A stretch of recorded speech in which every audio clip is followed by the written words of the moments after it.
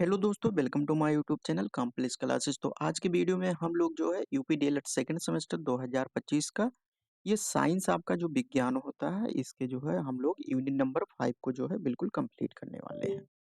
और एक ही वीडियो में बिल्कुल ये जो है आपका यूनिट नंबर 5 जो है एक ही वीडियो में कंप्लीट होगा, ठीक है। और उसके बाद में अगर हम बात करें तो इसके साथ साथ जो है हम लोग प्रीवियस ईयर क्वेश्चन भी करेंगे और ये पेपर नंबर 3 है। इसके पहले का आप लोग अगर मैराथन नहीं देखें तो जो है चैनल पर जाकर देख सकते हैं।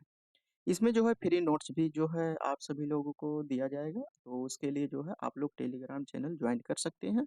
वहाँ पे आप सभी लोगों को मिल जाएगा। तो हम लोग जो है अभी तक unit number first, unit number second और उसके बाद में थर्ड हो गया, फोर्थ हो गया।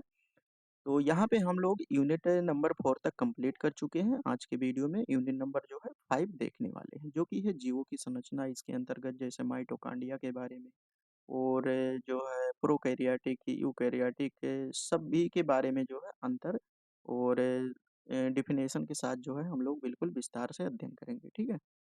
तो इसके बाद में एक-एक करके जो है हम लोग बिल्कुल समाप्त करने वाले हैं। तो ये मैराथन क्लास है। अगर आप लोग साइंस के अलावा अदर सब्जेक्ट यानी कोई भी सब्जेक्ट का आप लोग पीवाईक्यू देखना चाहते हैं तो चैनल पर जाकर जो है देख सकते हैं। इसका जो है लिंक आपको प्लेलिस्ट का डिस्क्रिप्शन बॉक्स में मिल जाएगा। तो ये आप लोगों का प्रीवियस ईयर क्वेश्चन बिल्कुल कंप्लीट हो चुका है। तो इस वीडियो में हम लोग सबसे पहले जीवों की संरचना के बारे में अगर जानने से पहले हम ये देखते हैं कि सेल क्या होता है, ठीक है। ये कोशिका हो गया, तो कोशिका क्या होता है इसके बारे में देखेंगे, ठीक है। कोशिका के प्रकार क्या होते हैं, कोशिका की खोज कब हुई थी, इन सभी के बारे में इस वीडियो में हम लोग देखने वाले हैं। तो कोशिकाएं जो है शरीर की मूल इकाई होती है, ये फंडामेंटल यूनिट होती है। ये लिखने को आता है आपके अतलग और लघु उत्तरीय प्रश्न में कि कोशिका क्या होती है, तो यहाँ से आप लोग लिख सकते हैं, ठीक है। कोशिका क्या होती है? तो कोशिकाएं जो है शरीर की मूल इकाई होती है और सभी ऊतक और अंग जो है अनगिनत विभिन्न असंख्य कोशिकाओं से जो बने होते हैं।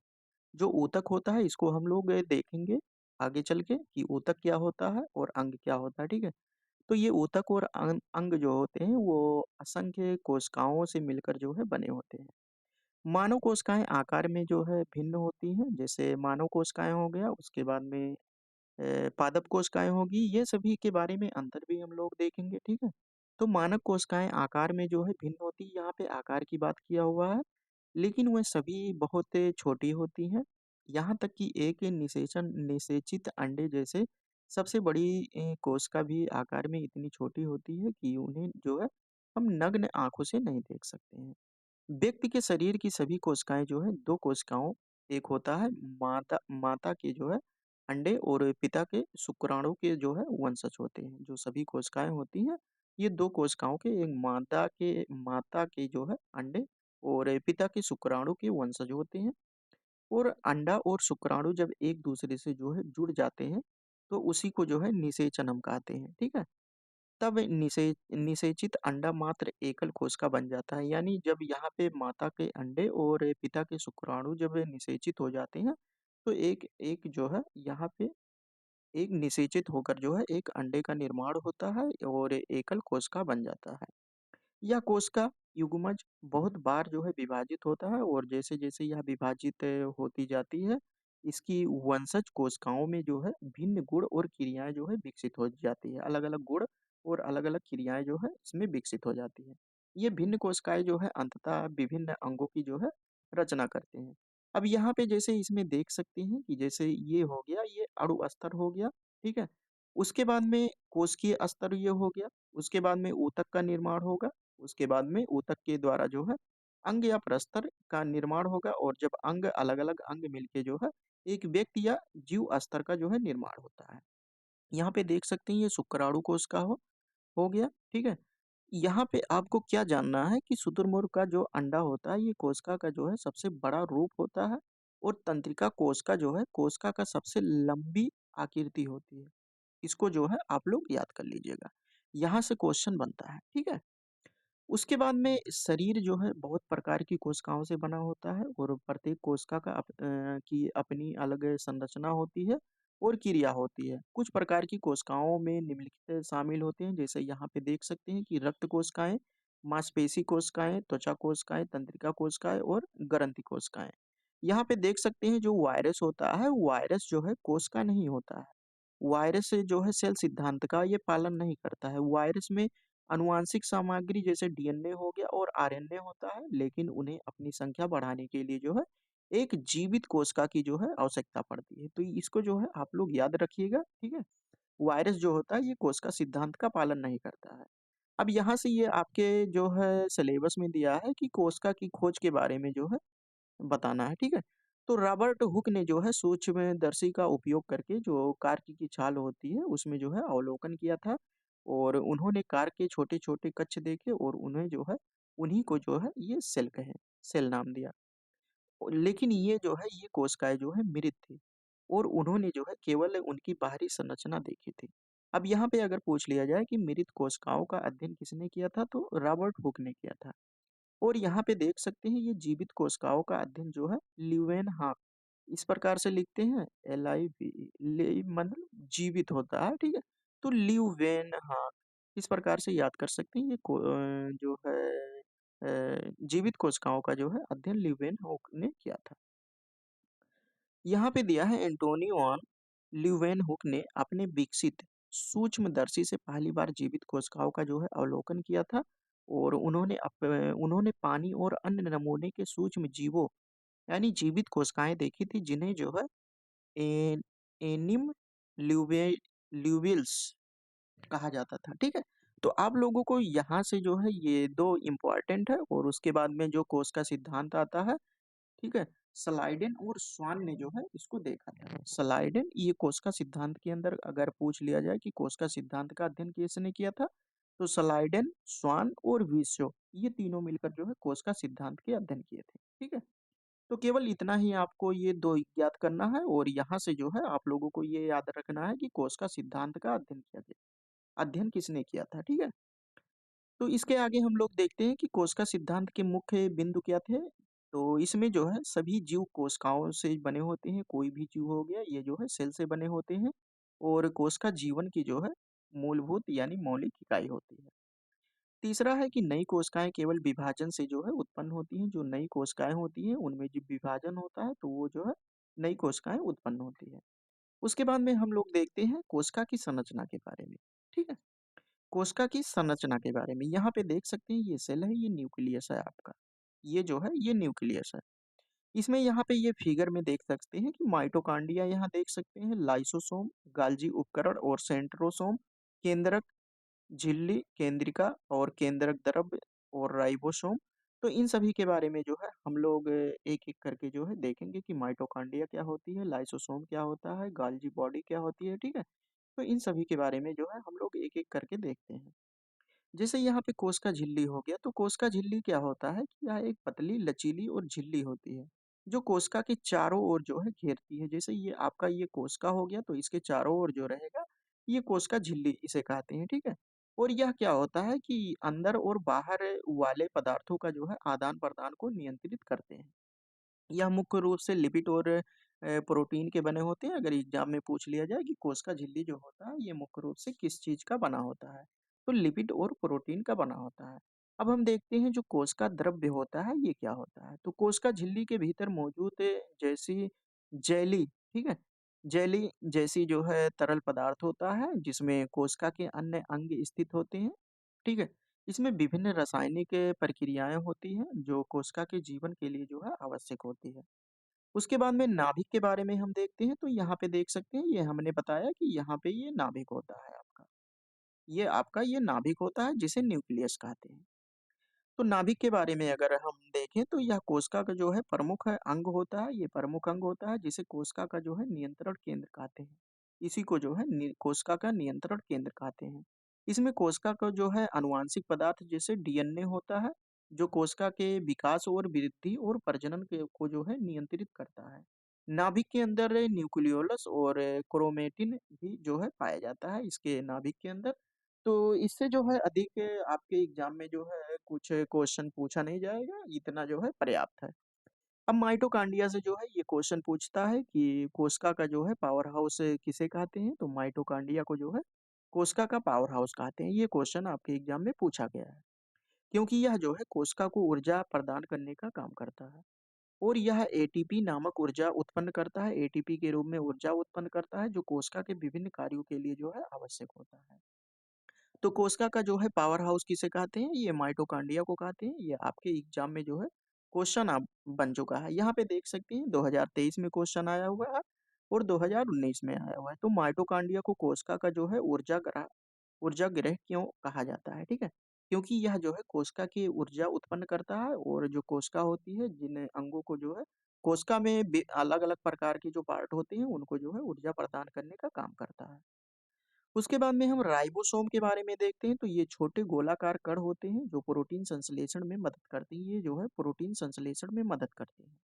ये कोशिका के अंदर जो है स्वतंत्र रूप से या एंडोप्लाज्मिक रेटिकुलम पर जो है उपस्थित हो सकते हैं। तो इससे जो है क्वेश्चन नहीं पूछा जाता है, केवल पूछा जाता है राइबोसोम जो है प्रोटीन संश्लेषण में मदद करता है। अब एंडोप्लाज्मिक रेटिकुलम क्या होता है कि यह कोशिका के भीतर एक जालीनुमा जो है संरचना होती है और जो दो प्रकार की होती है, एक होता है खुरदरा होता है, एक चिकना होता है। ठीक है, एक खुरदरा होता है और उसके बाद में एक चिकना होता है, स्मूथ होता है। ठीक है, ER एंडोप्लाज्मिक रेटिकुलम। और खुदरते ER राइबोसोम उपस्थित होता है। जो खुदरा होता है इसमें जो है ये राइबोसोम उपस्थित होता है, राइबोसोम उपस्थित होता है। और अगर हम बात करें जो प्रोटीन संश्लेषण में यही जो है राइबोसोम ये मदद करता है, जबकि चिकना जो होता है ये लिपिड संश्लेषण में मदद करता है। ये जो चिकना है ये लिपिड संश्लेषण। ठीक है, तो इतना जो है एंडोप्लाज्मिक रेटिकुलम के बारे में हमने जाना। तो इस स्लाइड से जो है क्वेश्चन एक बना कि माइटोकॉन्ड्रिया को जो है पावर हाउस क्यों कहते हैं सेल का। उसके बाद में है गाल्जी बॉडी। गाल्जी बॉडी क्या होता है कि यह कोशिका के अंदर बनी प्रोटीन और अन्य अणुओं को जो है संसाधित पैक और परिवहन का कार्य करता है। तो परिवहन किसे कहते हैं? तो जो है इसी को जो है कोशिका का डाक सेवा भी कहते हैं। ठीक है, ये गाल्जी बॉडी को। उसके बाद में लाइसोसोम। ये क्या होता है कि इसे कोशिका जो है ये पाचन तंत्र कहा जाता है, क्योंकि यह अनचाहे और बेकार पदार्थों को जो है ये तोड़ देता है और इसमें जो है एंजाइम पाए जाते हैं जो कोशिका के अवशेष और विषैले पदार्थों को जो है नष्ट कर देता है। सेंट्रियोल ये क्या होता है कि ये केवल जो है जानवरों की कोशिकाओं में पाए जाते हैं। ये केवल जानवरों की कोशिकाओं में पाए जाते हैं और कोशिका विभाजन में जो है ये महत्वपूर्ण भूमिका निभाते हैं। ये सूक्ष्म नलीय संरचनाओं से बने होते हैं और स्पिंडल तंतु बनाने में जो है सहायता करते हैं। उसके बाद में जो वैक्यूल होता है यह एक तरल भारी थैला होता है जो कोशिका में जल हो गया, पोषण हो गया और तत्व और अपशिष्ट पदार्थों का जो है ये भंडारण केवल करता है। ठीक है, पौधों की कोशिकाओं में यह काफी जो है बड़ा होता है, जबकि पशु कोशिकाओं की अगर बात करें तो इसमें जो है छोटा होता है या अनुपस्थित होता है ये लगभग।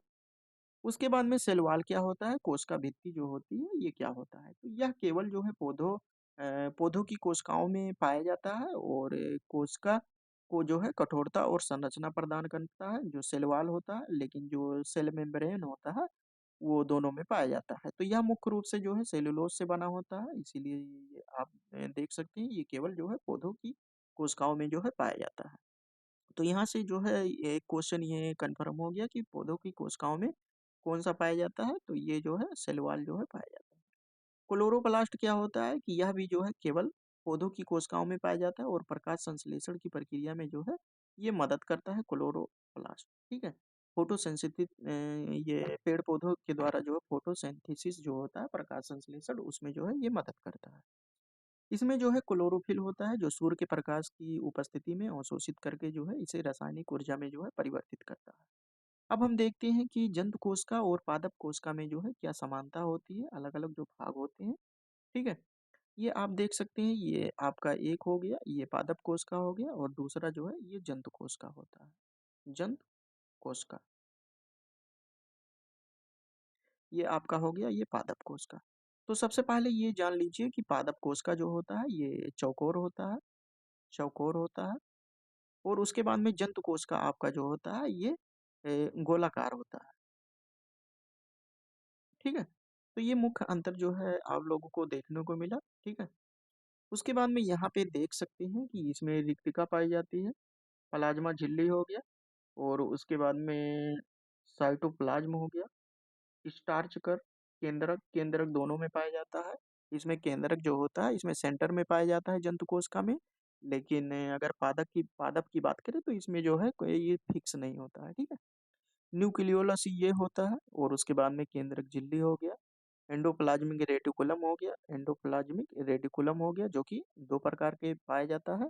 और उसके बाद में माइटोकॉन्ड्रिया हो गया। माइटोकॉन्ड्रिया भी जो है दोनों में पाया जाता है, ठीक है। यहाँ क्लोरोप्लास्ट देख सकते हैं, ये क्लोरोप्लास्ट हो गया, ये कोशिका भित्ति हो गया बाहर, जो सेल की रक्षा करता है। उसके बाद में यहाँ पे देख सकते हैं इसमें भी माइटोकॉन्ड्रिया है, सेंट्रियोल है और साइटोप्लाज्म, गाल्गी बॉडी, राइबोसोम। तो ये सभी जो है इसमें क्या-क्या समानता होती है इनके बारे में हमने देखा कि केंद्रक क्या पाया जाता है, किस प्रकार से इसका सेल होता है। तो पादप की जो है चौकोर होता है, लेकिन अगर हम बात करें तो इतना जो है जितना पढ़ा दे रहे हैं इतना जो है बहुत ही पर्याप्त है आप लोगों के डीएलएड के लिए। अब यहाँ पे हम देखते हैं जो मूल भाग होते हैं, अलग-अलग भाग होते हैं, उनके मुख्य लक्षण क्या होते हैं और कार्य क्या होते हैं। तो कोशिका झिल्ली हो गया, कोशिका झिल्ली या प्लाज्मा झिल्ली इसी को कहते हैं, ठीक है। कोशिका भित्ति या प्लाज्मा झिल्ली, इसका क्या कार्य होता है कि यह एक महीन बारीक झिल्ली होती है जिससे जो है कोशिका जो होती है ये घिरी रहती है।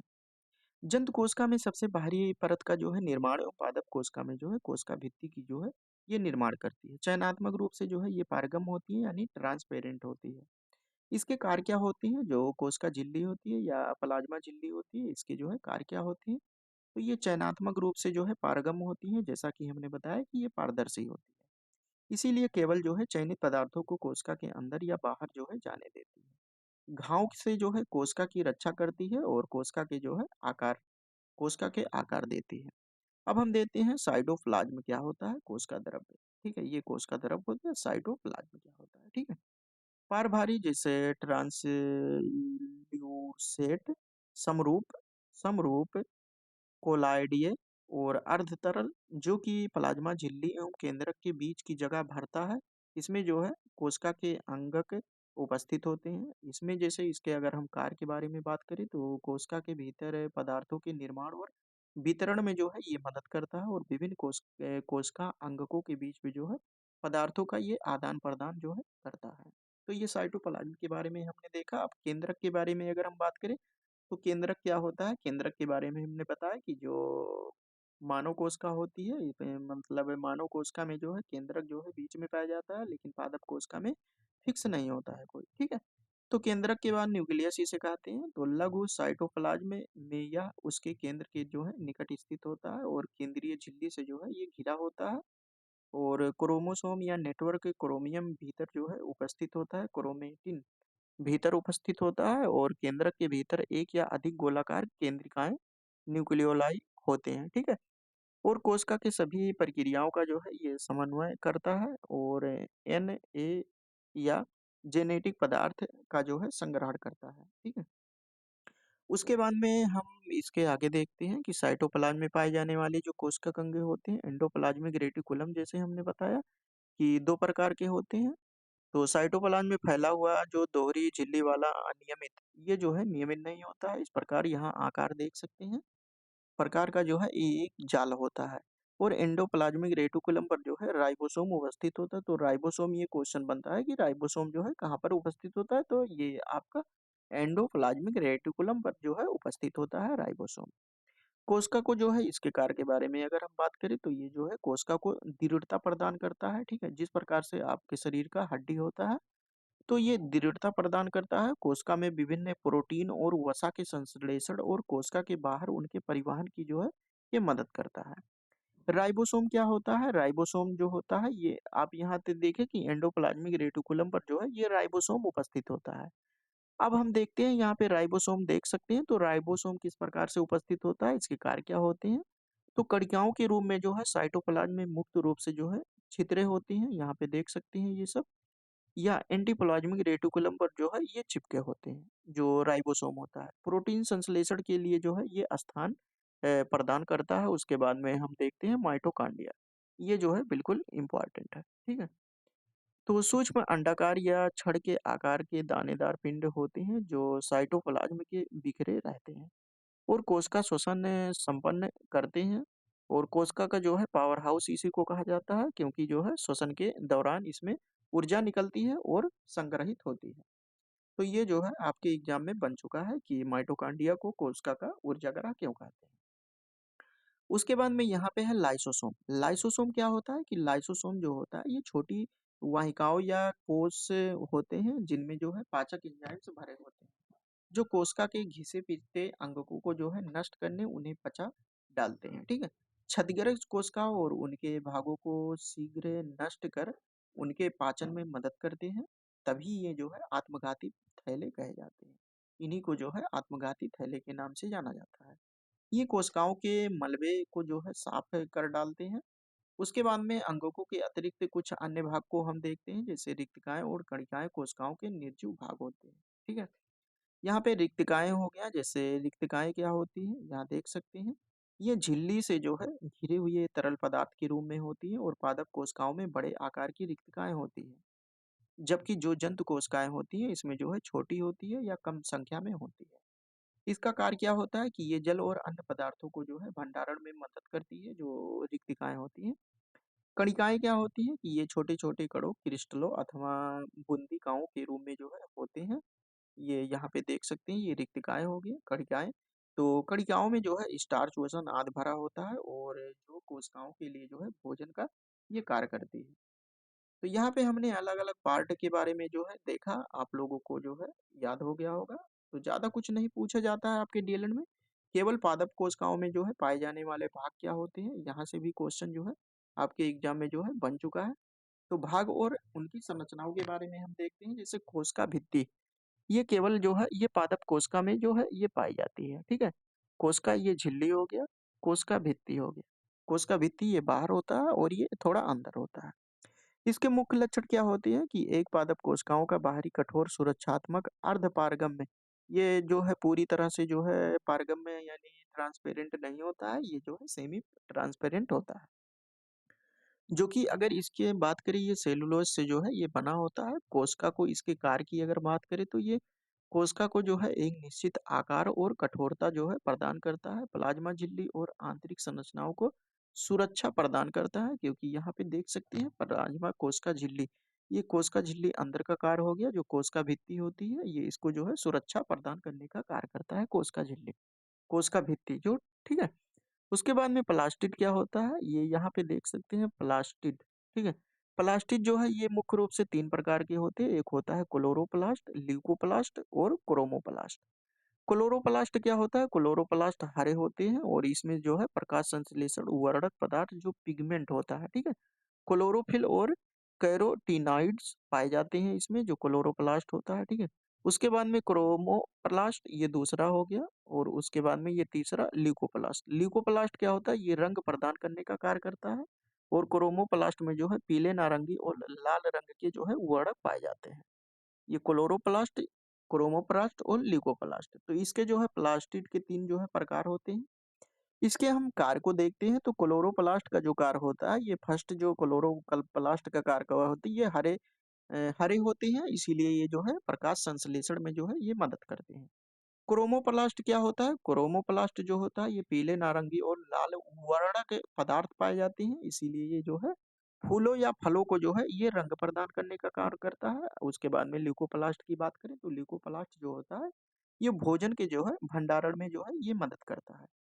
तो हमने प्लास्टिड के बारे में भी जो है यहाँ पे अध्ययन कर लिया है शार्ट में। उसके बाद में केवल जंतु कोशिका में जो पाए जाते हैं, इसके पहले हमने देखा केवल पादप कोशिका में क्या पाया जाता था और यहाँ पे केवल जंतु कोशिका में क्या पाए जाते हैं। तो जो सेंट्रोसोम होता है, 2 छोटी कणिकाओं के रूप में जो है होते हैं, जिन्हें जो है सेंट्रियोल कहा जाता है। यहाँ पे देख सकते हैं सेंट्रियोल है और इसके कार्य क्या होते हैं कि केंद्रक के ऊपर पाए जाने वाले जो छोटे पिंड होते हैं, इसी को जो है सेंट्रियोल कहते हैं। यहाँ पे देख सकते हैं केवल जंतु कोशिका में पाए जाने वाला क्या होता है, तो सेंट्रोसोम। ये आपके एग्जाम में जो है 2023 में क्वेश्चन बना हुआ है, यहाँ पे आप देख सकते हैं। उसके बाद में इसके आगे हम देखते हैं कि कोशिका विभाजन क्या होता है। यहाँ से अभी तक क्वेश्चन नहीं बना है, लेकिन जो है हो सकता है इस बार बन जाए क्वेश्चन, ठीक है। तो कोशिका विभाजन दो है, 2 प्रकार के होती है, एक होता है समसूत्री विभाजन माइटोसिस और मियोसिस होता है, ठीक है। 2 प्रकार से होता है, इसमें क्या होता है समसूत्री विभाजन में जो है एक कोशिका 2 एक समान संतत कोशिकाओं से जो है उत्पन्न होती है। अगर कोई एक कोशिका हो गया तो 2 एक समान जो है संतति कोशिका से जो है उत्पन्न होती हैं और समसूत्री विभाजन में वृद्धि और अंगों को जो है टूट-फूट की जो है मरम्मत के लिए आवश्यक होती है। उसके बाद में अर्धसूत्री विभाजन में मेयोसिस इसे कहते हैं। इसमें जो है कोशिका विभाजन में लिंग कोशिका का जो है निर्माण होता है, जो कि मादा का अंडा और नर का जो है शुक्राणु जो है बनाते हैं। ठीक है? इसमें जो है लिंग का निर्माण होता है मेल फीमेल का।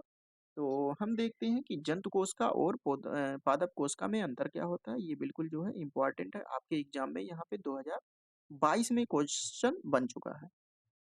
तो हम लोग देखते हैं लक्षण जैसे आकार और आकृति, ये पादप कोशिका हो गया और जंतु कोशिका हो गया। इसके पहले भी हमने जो है बात किया है। ठीक है? यहाँ पे देख सकते हैं ये वनस्पति कोशिका हो गया और उसके बाद में ये जंतु कोशिका हो गया। किसमें जो है दोनों पाया जाता है। तो यहाँ पे देख सकते हैं जो प्लाज्मा झिल्ली होता है ये दोनों में पाया जाता है। माइटोकॉन्ड्रिया हो गया दोनों में पाया जाता है। केंद्रक दोनों में पाया जाता है। क्रोमोसोम्स पाया जाता है और गाल्जी उपकरण जो होता है और कोशिका द्रव। तो ये जो बीच में लिखा हुआ है इतना जो है ये सभी जो है ये दोनों में उपस्थित यानी कॉमन पाए जाते हैं। ठीक है? उसके बाद में हम इसको एक-एक करके यहाँ पे बात करते हैं थोड़ा विस्तार से। तो यहाँ पे आपका हो गया ये आकार और आकृति के बारे में अगर हम बात करें तो आकार और आकृति के बारे में हमने जो है आप लोगों को बताया कि जो पादप कोशिका होती है ये जो है आयताकार होती है यानी चौकोर होती है। लेकिन अगर अगर हम बात करें जंतु कोशिका की तो जंतु कोशिका जो है अपेक्षाकृत इसके पादप की अपेक्षाकृत जो है ये छोटी होती है और आकार में जो है ये अंडाकार या गोलाकार होती है। कोशिका भित्ति की अगर बात करें तो कोशिका भित्ति जो है सेलुलोज की बनी होती है, इसको हमने पहले भी देखा। और कोशिका भित्ति इसमें जो है अनुपस्थित होता है। इसमें जो है कोशिका भित्ति जो होती है यहाँ पे देख सकते हैं कोशिका भित्ति ये पादप कोशिका है, लेकिन इसमें जो है जंतु कोशिका में ये जो है ये नहीं पाई जाती है। ठीक है? उसके बाद में यहाँ पे देख सकते हैं रिक्तिकाएं, तो रिक्तिकाएं जो है बड़ी होती है। एक विकसित पादप कोशिकाओं में सामान्य एक एक एकल बड़ी केंद्रिका रिक्तिका उपस्थित होती हैं। रिक्तिकाएँ जो है अधिकांश अनुपस्थित होती हैं या यदि होती हैं तो आकार में जो है ये छोटी और छितरी हुई होती है, मतलब इधर-उधर बिखरी हुई होती है। उसके बाद में है गाल्जी पिंड बॉडी के बारे में हम देखते हैं। तो पादप कोशिकाओं में जो है गाल्जी पिंड बिखरे हुए होते हैं और डिक्टियोसोम कहलाते हैं, इसी को कहते हैं जो बिखरे हुए होते हैं। लेकिन गाल्जी पिंड जो है पूर्णतया इसमें विकसित और केंद्रक के निकट जो है स्थित होता है। सेंट्रोसोम क्या होता है? सेंट्रोसोम सेंट्रोसोम एवं सेंट्रियोल जो है अनुपस्थित इसमें होता है। सेंट्रोसोम और सेंट्रियोल ये पादप कोशिका जो होता है इसमें अनुपस्थित होता है। पादप कोशिका ये पादप कोशिका हो गया। ठीक है? इसमें यहाँ पे देख सकते हैं सेंट्रोसोम और सेंट्रियोल ये जो है इसमें ये पादप कोशिका में जो है ये यहाँ पे पादप कोशिका की बात करें तो इसमें नहीं पाया जाता है। ठीक है? उसके बाद में यहाँ पे अगर हम बात करें तो जो प्लास्टिड लवक होता है इसमें उपस्थित होता है, जो कि पेड़-पौधों में रंग प्रदान करता है, प्रकाश संश्लेषण के द्वारा भोजन प्रदान करते हैं, तो इसके पहले हमने देखा। जैसे यहाँ पे जो हमने बात किया है, ये यहाँ पे 3 प्रकार के होते हैं, ठीक है? ये प्लास्टिड के बारे में, ठीक है? अब यहाँ पे हम लोग जो है शॉर्ट में आंसर देखते हैं, ये अंतर देखते हैं सॉरी। इसमें जो है प्लास्टिड जो होता है, इसमें जो है जंतु कोशिका में उपस्थित नहीं होता है। उसके बाद में आरक्षित भोजन का भंडारण। आरक्षित भोजन जो है स्टार्च और तेल के रूप में जो है भंडारित होते हैं और इसमें जो है ग्लाइकोजन के रूप में जो है भंडारित होते हैं। तो यहाँ पे 2022 में ये क्वेश्चन जो है पूछा गया था कि वनस्पति कोशिका और प्राणी कोशिका में क्या अंतर होता है। तो क्लोरोप्लास्ट केवल वनस्पति कोशिका में पाया जाता है, टोनोप्लास्ट पाया जाता है, स्टार्च हो गया और रसदानी हो गया, ये सभी जो है वनस्पति कोशिका में पाया जाता है। लेकिन अगर यहाँ पे हम बात करें क्या कॉमन पाया जाता है, यहाँ पे बीच में जो है कॉमन क्या था और यहाँ पे जो है ग्लाइकोजन कल ये केवल जंतु कोशिका में पाया जाता है। ठीक है? एनिमल सेल इसे कहते हैं, एनिमल सेल। और इसे जो है प्लांट सेल कहते हैं। उसके बाद में यहाँ पे हमने अंतर देखा। अब हम देखते हैं कि प्रोकैरियोटिक और यूकैरियोटिक में अंतर क्या होता है। ठीक है? तो प्रोकैरियोटिक कोशिकाएं जो है एक कोशिकीय होती हैं, ये एक कोशिकीय होती हैं, जबकि यूकैरियोटिक कोशिकाएं जो होती हैं ये बहुकोशिकीय होती हैं। प्रोकैरियोटिक कोशिकाओं में जो है एक झिल्ली होती है और जबकि यूकैरियोटिक कोशिकाओं में जो है 2 झिल्ली होती हैं। प्रोकैरियोटिक कोशिका जो है एक जीवाणु होता है, जबकि यूकैरियोटिक कोशिकाएं जो है कई कोशिकाओं से जो है मिलकर बना होता है। प्रोकैरियोटिक कोशिकाएं जो है आकार और संख्या दोनों में जो है न्यूक्लियोटिक कोशिकाओं से जो है छोटे होते हैं, प्रोकैरियोटिक तथा यूकैरियोटिक कोशिकाओं में जो है यहाँ पे अंतर लिखना था। 2020 में पूछा गया है क्वेश्चन, तो इस प्रकार से यहाँ पे ये आपके एग्जाम के लिए जो है इम्पोर्टेंट हो गया। उसके बाद में यहाँ पे इसके आगे हम अगर देखें तो यूकैरियोटिक प्रोकैरियोटिक में बदल जाता है। जो यूकैरियोटिक होता है ये प्रोकैरियोटिक में चेंज हो जाता है। यह परिस्थितियां ऐसी करने की मांग करती हैं कि बैक्टीरियलाइजेशन कहा जाता है। जो ये प्रक्रिया होती है बैक्टीरियलाइजेशन जो है इसे कहते हैं, और इसे रूपांतरण या रूपांतरण कहा जाता है के रूप में भी जाना जाता है। लेकिन यह प्रक्रिया जो है प्रोकैरियोटिक में नहीं होती है, ये केवल यूकैरियोटिक में होती है। प्रोकैरियोटिक कोशिकाओं में जो है सबसे आम घटक क्या होता है कि पेप्टिडोग्लाइकॉन और साइटोक्रोम होता है, ठीक है। यूकैरियोटिक कोशिका में सबसे आम घटक होता है माइटोकॉन्ड्रिया। माइटोकॉन्ड्रिया और एंडोप्लाज्मिक रेटिकुलम ईआर जो होता है, ठीक है। ये दो प्रकार का होता है, एक चिकनी एक खुरदरी। तो इन सभी के बारे में हमने देख चुके हैं। तो अभी तक जो है हमने टॉपिक के बारे में बात किया, उसके बाद में उस पे किस प्रकार से क्वेश्चन बना हुआ है उसके बारे में भी बात किया। अब हम लोग जो है देखते हैं कितना क्वेश्चन पूछा गया है। तो केवल जंतु कोशिका में क्या क्या पाया जाता है ये आप लोगों के लिए जो है HW है, आप लोग जो है आराम से जो है कर सकते हैं। यहाँ पे देख सकते हैं माइटोकॉन्ड्रिया को कोशिका का ऊर्जाग्रह क्यों कहा जाता है, इसके बारे में भी हमने बात किया। वनस्पति कोशिका एवं प्राणी कोशिका में दो अंतर लिखना है, हमने चार अंतर देखा। प्रोकैरियोटिक तथा यूकैरियोटिक कोशिकाओं में अंतर क्या होता है ये 2020 में पूछा गया। माइटोकॉन्ड्रिया को कोशिका का ऊर्जाग्रह क्यों कहा जाता है 2019 में पूछा गया है।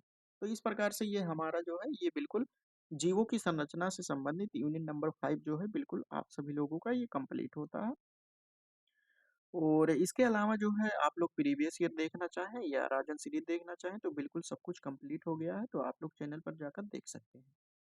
तो सोशल मीडिया पे आप लोग अगर फॉलो करना चाहें तो फॉलो कर सकते हैं। और वीडियो किस प्रकार से लगा, क्योंकि जो है अभी इस पे ये नया चैनल है, आप लोग जो है अपना फीडबैक देना मत भूलिएगा।